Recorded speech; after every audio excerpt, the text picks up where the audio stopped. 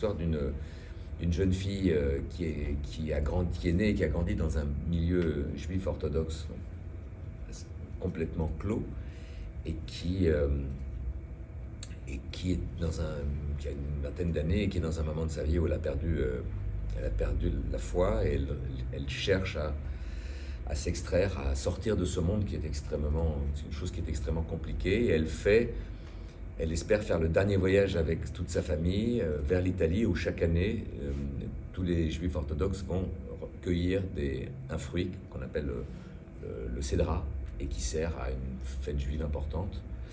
Et elle cherche en fait la force, le courage de pouvoir s'arracher à son histoire, et elle va faire la rencontre là-bas d'un agriculteur qui n'a rien en commun avec elle, ni sa religion, ni son âge, ni sa langue, ni son éducation, ni son histoire, mais qui ensemble, l'un grâce à l'autre, l'un avec l'autre, vont trouver le courage et la force de s'arracher à la fatalité de leur héritage. Voilà. C'est un film sur la transmission, sur la liberté, sur notre capacité à pouvoir nous émanciper, en tout cas en partie, de ce qui nous ancre.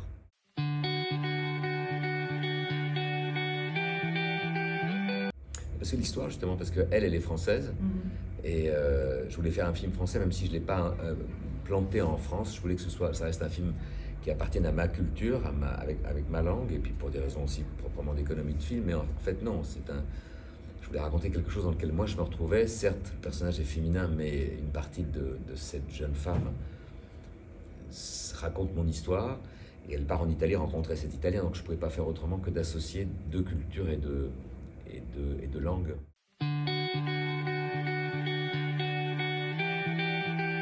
Dans cette région du sud de l'Italie, on dit dans la Bible que Dieu a demandé à Moïse d'envoyer des messagers dans le sud de l'Italie, en Calabre, pour recueillir et ramener ce fruit vers la Terre Sainte. Et on dit même que ce fruit est un fruit particulier dont on découvrira un peu plus dans le film.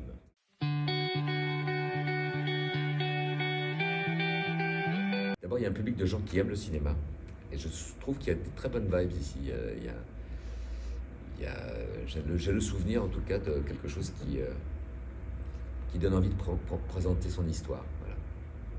Et puis c'est mon premier long métrage, donc c'est chaque fois l'occasion d'en parler, de rencontrer des gens et de voir comment les gens le vivent.